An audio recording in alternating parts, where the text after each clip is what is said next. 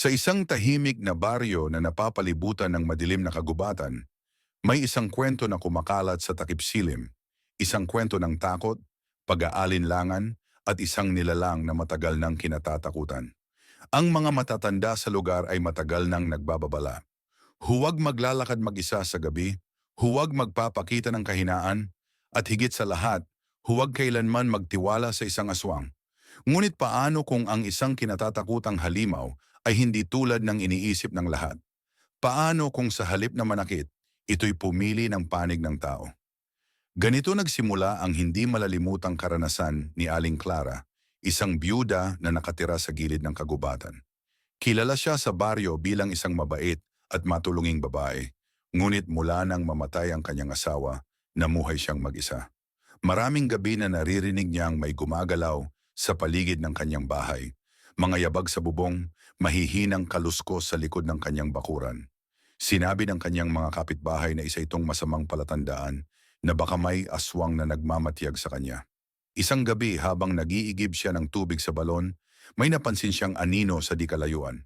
Mabilis itong gumalaw, halos hindi abot ng liwanag ng buwan. Tumindig ang kanyang balahibo. Alam niyang hindi ito basta hayop lang. Sa baryong iyon, sanay na ang mga tao sa karaniwan. Alam nila kung paano kumilos ang aso, pusa at kahit ang mga ligaw na hayop sa kagubatan. Pero ang nakita niya ay ibang-iba. Nagmamadali siyang bumalik sa kanyang bahay, siniguradong nakakandado ang pinto. Ngunit bago pa man siya makapasok, may narinig siyang mahinang tinig mula sa kadiliman. Huwag kang matakot. Sadyang malamig ang hangin ng gabi, pero ang tinig na iyon ay mas nagpapakilabot sa kanya. Dapat bang tumakbo siya? Dapat bang sumigaw siya para humingi ng tulong? Pero may kung anong pumigil sa kanya, siguro ay takot, siguro ay matinding pag-usisa. At sa hindi inaasahang pagkakataon, mula sa anino ay lumabas ang isang figura. Isang lalaki, payat, mukhang pagal, ngunit may kakaibang aura na hindi niya maipaliwanag. Ang kanyang mga mata ay parang may lungkot, may hinanakit, pero walang bahid ng kasamaan. Hindi ako kaaway, mahina nitong sabi. Ako'y tinutugis, pero hindi dahil sa kung ano ang iniisip nila. Sa puntong iyon, nagtagpo ang takot at pagtataka sa puso ni Aling Clara. Totoo nga bang isang aswang ang kaharap niya? At kung oo, bakit hindi ito maatake? Bagkus parang ito pa ang nagmamakaawang pagbigyan siya ng pagkakataong magsalita. Ngunit bago pa niya masagot ang kahit na ano, mula sa di kalayuan, may narinig silang mga yabag. Hindi lang isa, kundi marami. May mga nagdadala ng mga sulo, mga tinig na nagsasabing, "Dito siya tumakbo, huwag nating hayaang makatakas ang halimaw." Sa isang iglap na pagtanto ni Aling Clara, ang lalaking nasa harap niya ay hinahabol, hindi bilang isang nilalang ng dilim, kundi bilang isang nilalang na hindi maunawaan ng tao. At ngayon, kailangan niyang magdesisyon. Tatakbo ba siya palayo o haharapin ang takot na bumabalot sa kanilang baryo? Nanginginig ang kamay ni Aling Clara habang pinagmamasdan ng lalaki sa harapan niya. Kita niya sa mga mata nito ang pagod at takot, pero hindi ito kumikilos para tumakas. Samantala, papalapit ng papalapit ang mga tao, dala ang kanilang mga sulo at sandata, handang patayin ang sinumang itinuturing nilang halimaw. Kung mananatili ka rito, mapapahamak ka, mahina ngunit maring sabi ng lalaki. At ayaw kong madamay ka. Pero hindi makagalaw si Aling Clara. Sa loob ng maraming taon, tinuruan silang matakot sa mga aswang. Mga nilalang na kumakain ng laman, umaagaw ng kaluluwa at walang puso. Pero ang lalaking ito, hindi niya makita ang kasamaan sa mukha nito. Sa halip, parang isang sugatang hayop itong hinahabol, wala nang ibang pupuntahan. Bakit kanila hinahabol? Tanong niya sa halos pabulong na tinig. Sandaling tumahimik ang lalaki bago ito sumagot. Dahil hindi ako katulad nila. Bago pa man niya maintindihan ang ibig sabihin nito, isang sigaw ang pumunit sa katahimikan. Diyan sa harapan ng bahay ni Clara, napaatras siya sa gulat. Nasa paligid na nila ang mga tao, may hawak na itak ang ilan, ang iba naman ay may dalang kahoy at lubid. Sa kanilang mga mata, hindi lang galit ang nakikita ni Aling Clara, kundi takot. Takot sa hindi nila maipaliwanag. Isang matandang lalaki ang lumapit, si Mang Teodoro, ang pinuno ng baryo. "Clara, lumayo ka riyan. Mapanganib yan." Pero hindi siya gumalaw. Parang may bumubulong sa kanya na mali ito, na may hindi tama sa nangyayari. Lumingon siya sa lalaki sa tabi niya, na ngayon ay bahagyang yumuko, tila tinatanggap na ang kapalaran niya. Wala akong ginawang masama, bulong nito. Hindi ako pumapatay, hindi ako kumakain ng laman ng tao. Pero dahil isa akong aswang, hinuhusgahan na nila ako. Doon parang natauhan si Aling Clara. Hindi siya makapaniwala. Isang ang aswang ang kaharap niya. Pero bakit hindi niya nararamdaman ang kilabot na dapat ay maramdaman niya? Paanong hindi niya natapos ang tanong?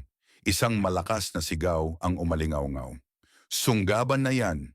Sa isang iglap, nagsimulang gumalaw ang mga tao, papalapit sa kanila. Ang lalaki, sa halip na lumaban, ay nanatiling nakatayo, parang tinanggap na niya ang kapalaran niya. Pero sa huling sandali, bago pa mahawakan ng sino man, may isang malakas na hangin ang humampas sa paligid. Mabilis, hindi pangkaraniwan. Napapikit si Aling Clara sa gulat. At nang imulat niya ang kanyang mga mata, nawala ang lalaki. Ang tanging naiwan ay isang malamig na hangin at ang galit ng mga sigaw ng mga tao. Nagkatinginan ang mga tao, gulat sa biglang pagkawala ng lalaki. Ang iba ay napaatras, nangingilabot sa hindi maipaliwanag na nangyari. Nakita niyo yon? Bulalas ng isang lalaki, hawak pa rin ang itak na dapat sana'y pangsunggab. Si Mang Teodoro naman ay hindi nagpaapekto sa takot ng iba. Hindi siya dapat makatakas. Alam niyong babalik yon. Ang mga aswang hindi basta sumusuko. Ngunit si Aling Clara, na nanatili sa kinatatayuan niya, ay may ibang nararamdaman. Hindi niya alam kung anong bumalot sa kanya, takot ba, awa, o isang bagay na hindi niya palubos na nauunawaan. Ngunit ang sigurado siya, hindi basta halimaw ang lalaking yon. Matapos ang insidente, bumalik ang mga tao sa kanilang mga bahay, pero dama pa rin ang takot sa buong baryo. Ang iba ay naglagay ng bawang sa kanilang pintuan, ang ilan ay nagpanatili ng apoy sa harap ng kanilang bahay, umaasang mapoprotektahan sila mula sa maaaring bumalik.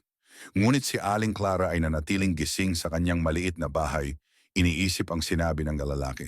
Hindi ako katulad nila. Kinabukasan isang bagong usapan ang kumalat sa baryo. May natagpo ang bangkay ng isang hayop sa kakahuyan, walang dugo at halos buto na lang ang natira. Agad itong iniuugnay sa aswang na tumakas. Babalik yon, bulong ng isa sa mga matatanda. At kapag bumalik, mas magugutom na yon. Ngunit sa kabila ng takot ng lahat may bumabagabag kay Aling Clara. Paano kung mali sila? Paano kung hindi ang lalaking yon ang may kagagawan? At higit sa lahat, paano kung sa halip na isang halimaw, isang nilalang na hinahanap lang ang kanyang lugar sa mundo, ang tinutugis nila? Sa sumunod na gabi, bumalot ang kakaibang katahimikan sa baryo. Wala ni isa mang aso ang tumahol at kahit ang hangin ay tila natutulog. Ngunit si Aling Clara ay hindi mapakali. Hindi niya maialis sa isip ang lalaking tumakas. Ang mga mata nitong puno ng lungkot, ang tinig na parang nagsusumamo ng pangunawa. Sa kabila ng takot, may kung anong nagtulak sa kanya na lumabas ng bahay. Dalang isang maliit na lampara, naglakad siya patungo sa likuran ng kanyang bakuran kung saan ang kagubatan ay parang humihinga sa dilim. Hindi niya alam kung ano ang hinahanap niya, pero may pakiramdam siyang may kailangan siyang malaman. Bigla, may narinig siyang mahina ngunit pamilyar na tinig. Bakit ka narito? Napalingon siya. Sa lilim ng isang malaking puno, nandoon ang lalaking hinahanap ng buong baryo. Mukhang mas mahina ito kaysa noong huling nakita niya at ang kanyang mga mata ay puno ng pagod. Dahil gusto kong malaman ang totoo, sagot niya, hindi na pinansin ang kaba sa kanyang dibdib. Huminga ng malalim ang lalaki. Hindi ko pinili ang ganitong buhay, hindi ko ginusto ang sumpang ito. Bago pa siya makasagot, isang kaluskos ang gumapang sa paligid. Hindi lang sila ang naroon, may iba pang nakikinig. Sa isang iglap mula sa madilim na gilid ng kagubatan, may kumilos, mabilis, matalim ang tingin at hindi nagmumula sa isang tao. Hindi lang si Aling Clara ang naghahanap ng sagot ngayong gabi. At hindi lang siya ang maaaring maging biktima. Nagpigil ng hininga si Aling Clara. Alam niyang hindi sila nag-iisa. Ang malamig na simoy ng hangin ay parang may dalang babala at ang tunog ng kaluskos sa paligid ay lumalakas, unti-unting lumalapit. Hindi niya alam kung dapat siyang tumakbo o manatili.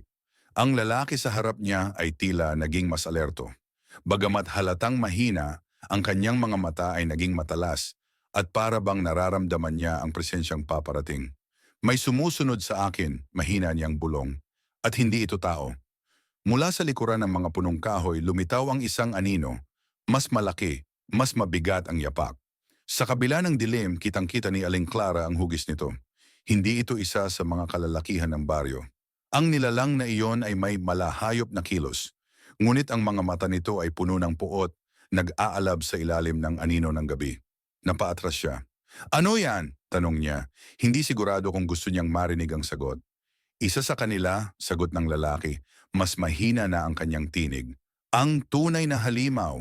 Bago pa niya lubusang maunawaan ang kanyang sinabi, biglang sumugod ang nilalang. Mabilis. Napakabilis. Halos hindi nakagalaw si Aling Clara. Ngunit bago siya maabot, ang lalaki ay pumagitna sa kanila. Isang sigaw ng sakit ang pumunit sa katahimikan habang tinamaan siya ng matatalim na kuko ng nilalang. Napaatras si Aling Clara, nanginginig ang buong katawan. Ngayon lang niya nakita ng harapan ng isang tunay na aswang sa kanyang pinakamabangis na anyo. Hindi tulad ng lalaking kasama niya, kundi isang nilalang na walang habas na pumatay. Ngunit sa kabila ng sugat at pagod, hindi umatras ang lalaki. Imbes na tumakbo, lumaban siya. Hindi tulad ng isang halimaw, kundi tulad ng isang taong pilit na lumalaban sa kanyang sariling bangungot. Napatitig si Aling Clara. Ngayon ay mas naunawaan niya na. Hindi lahat ng tinatawag na aswang ay iisa. May mga halimaw na talagang nagtatago sa dilim at may iba na pinili lamang manatiling buhay sa mundong hindi sila kayang tanggapin. Ngunit wala siyang oras para pag-isipan yon. Ang laban sa harapan niya ay hindi pa tapos at isang maling galaw lang ay maaring maging katapusan nilang dalawa. Ang hangin ay punong-puno ng tensyon. Si Aling Clara ay hindi makagalaw habang pinapanood ang matinding sagupaan sa pagitan ng dalawang nilalang. Ang lalaking aswang na pinili niyang tulungan ay duguan at halatang nauubusan na ng lakas, ngunit hindi siya sumusuko. Sa kabila ng sugat sa kanyang balikat, patuloy niyang hinarangan ang mas mabangis na halimaw na tila wala ng ibang hangad kundi ang pumatay. Muling sumugod ang halimaw, ang matutulis nitong kuko ay kumikislap sa ilalim ng liwanag ng buwan. Ngunit sa huling sandali, nagawa ng lalaki na umiwas at sa isang mabilis na galaw, tinamaan niya ang halimaw sa tagiliran gamit ang isang matulis na sanga. Isang nakakabinging hiyaw ang umalingaw-ngaw sa buong kagubatan.